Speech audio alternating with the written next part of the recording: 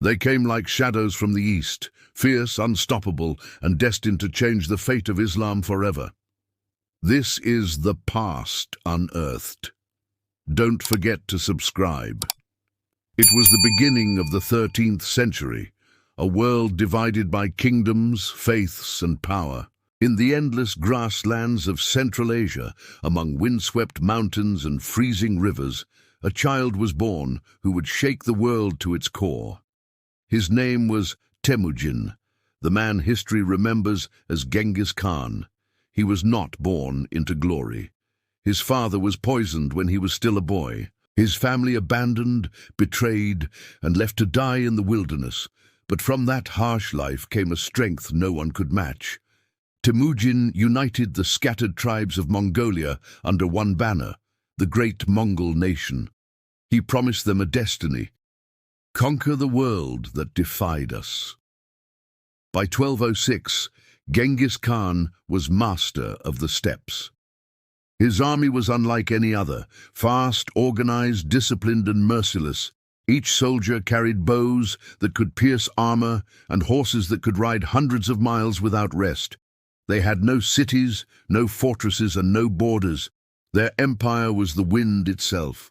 But Genghis Khan was not just a barbarian conqueror. He was a strategist and visionary. He built a code of law called the Yasa, punished corruption, and promoted loyalty and talent above birth. He also encouraged trade along the Silk Road and welcomed scholars, engineers, and even priests from different faiths. Yet his ambition had no limit. And soon his gaze turned west, toward the rich and powerful Muslim world of Khwarezmia.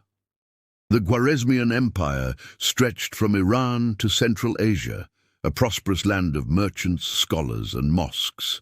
Its ruler, Shah Ala ad-Din Muhammad II, saw himself as the equal of any emperor on earth. When Genghis Khan sent a peaceful caravan of Muslim traders to establish commerce, the Shah's governor at Otrar accused them of spying and ordered them all executed. Genghis Khan, shocked but restrained, sent 3 envoys demanding justice. The Shah's reply: one envoy was beheaded, the others were humiliated. It was an insult Genghis Khan would never forgive. He declared, "You have sown the wind. Now you shall reap the storm." And in 1219, that storm descended upon the Muslim world. The Mongols moved with terrifying speed. City after city fell: Otrar, Bukhara, Samarkand, Urgench. The Mongols spared no one. Men, women, and children were slaughtered. Entire cities burned to the ground. In the great mosque of Bukhara, Genghis Khan entered on horseback and looked upon the terrified people. He said, "If you had not committed great sins, God would not have sent a punishment like me upon you." For the Muslims who witnessed it, it felt as if the day of judgment had come. The Khwarezmian army was crushed. The Shah fled, only to die alone on a desolate island in the Caspian Sea. The Islamic world had been dealt a wound deeper than any in its history. Though Genghis Khan allowed freedom of religion within his empire, he personally followed the ancient Mongol beliefs, shamanism, worship of the sky god Tengri. But his wars with the Muslims exposed his people to something new, a faith that preached mercy, order, and justice. The Mongols respected strength, and Islam's devotion impressed them, even as they destroyed its lands. Still, the wars continued. After Genghis Khan's death in 1227, his empire was divided among his sons and grandsons, but their thirst for conquest remained unquenched. Decades later, one of his grandsons, Hulagu Khan, received a command from his brother, the great Khan Mongke: "Go west, crush the enemies of the Mongols, leave nothing standing." And so Hulagu rode westward with one of the greatest armies ever assembled, nearly 200,000 soldiers, engineers, and siege machines capable of destroying any wall on earth. His campaign swept across Persia, conquering fortress after fortress. He destroyed the assassins of Alamut, ending the Nizari Ismaili strongholds that had terrorized rulers for generations. But one city remained: Baghdad, the beating heart of Islam. Baghdad was not just a city, it was a symbol of Islamic civilization. Founded in 762 by the Abbasids, it had been the center of the Islamic Golden Age, home to poets, philosophers and scientists whose work changed the world. From algebra to astronomy, medicine to philosophy, Baghdad had once been humanity's greatest treasure house of knowledge. But by 1258, that golden age was fading. The Abbasid Caliph al-Mustasim Billah was a weak ruler surrounded by corrupt advisors. The once united Islamic world had splintered into small rival states. When Hulagu demanded the caliph's submission, al-Mustasim refused, believing that the Islamic world would rise to defend him. No one came. The Siege of Baghdad, 1258. In January 1258, the Mongol army surrounded Baghdad. They built bridges across the Tigris River, erected siege engines, and rained stones and fire upon the city. For 13 days the sky was filled with smoke and screams. When the walls finally fell, the Mongols entered, and what followed was one of the darkest moments in human history. For a week, Baghdad burned. The mosques and libraries that had once illuminated the world were reduced to ashes. The legendary House of Wisdom, where scholars once debated the secrets of the universe, was destroyed. Books, priceless manuscripts, were thrown into the river until, as chroniclers wrote, the waters ran black with ink and red with blood. The caliph was captured, mocked and executed, rolled in a carpet and trampled under horses' hooves so that no royal blood would touch the ground. It was the end of the Abbasid Caliphate, the empire that had ruled for over 500 years. For Muslims, it felt like the world had ended. For the Mongols, it was their greatest victory. But history has a strange way of balancing power, because not long after this destruction, the conquerors themselves would kneel before the faith they once tried to erase. They destroyed the greatest city of Islam, yet within a generation, the very Mongols who burned Baghdad would embrace the faith they once tried to erase. The fall of Baghdad in 1258 was more than a tragedy. It was a turning point.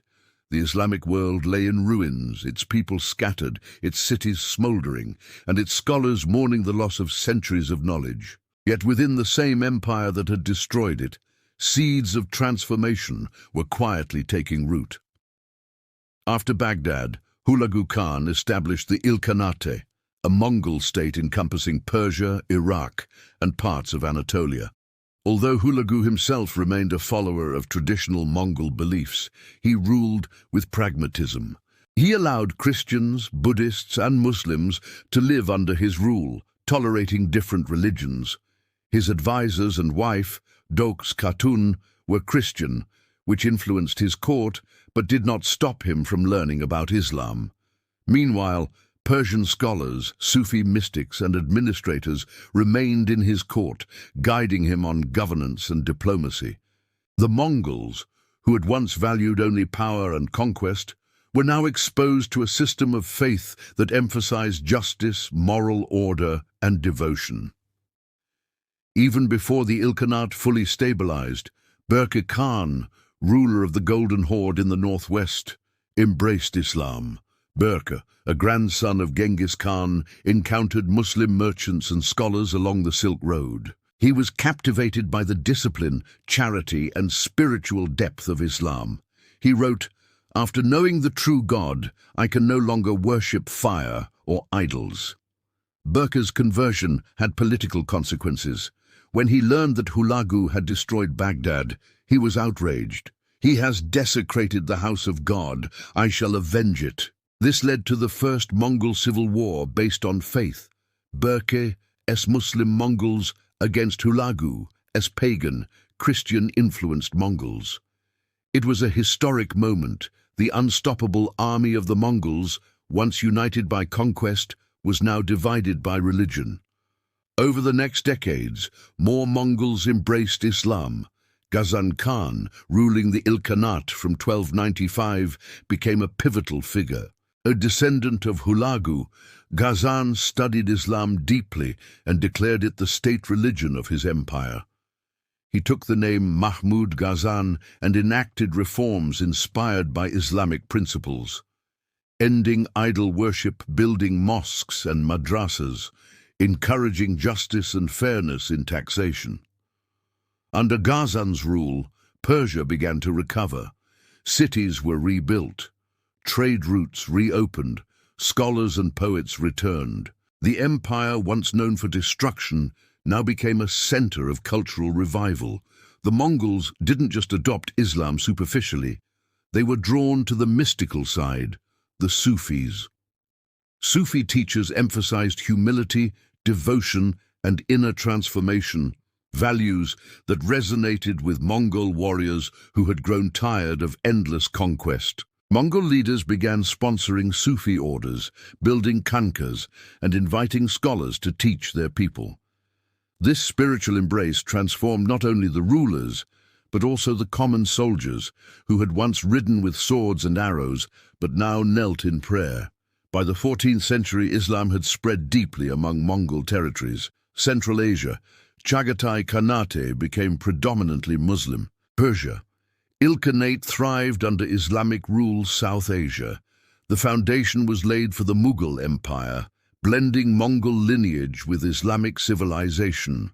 The Mongols, who once destroyed cities like Baghdad, now preserved Islamic culture, rebuilt cities, and patronized scholars. It was a complete reversal, from annihilators to protectors.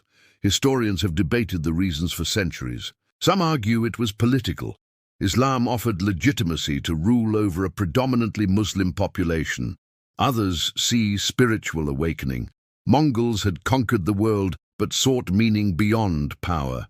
The truth lies somewhere in between. Islam offered both spiritual fulfillment and political stability. The Mongols had seen the power of faith firsthand, both its ability to inspire and its ability to unite peoples.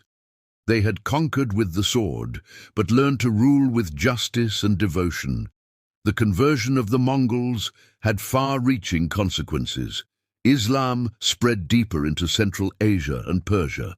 The cultural and scientific achievements of the Islamic world were preserved. New dynasties, like the Mughals in India, blended Mongol military prowess with Islamic governance and culture. The story of the Mongols is a lesson in transformation. From the ashes of destruction arose faith, civilization, and knowledge. The warriors who once rode like storms now carried the call to prayer across empires. The tale of the Mongols and Islam reminds us that even the fiercest conquerors can change. History does not just record battles and bloodshed, it records human transformation, the embrace of ideas, and the power of faith to shape destiny. The Mongols had destroyed Baghdad, yet they became its guardians.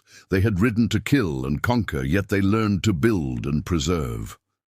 In the span of a generation, they went from terror to devotion, proving that even the hardest hearts can be softened by truth and faith.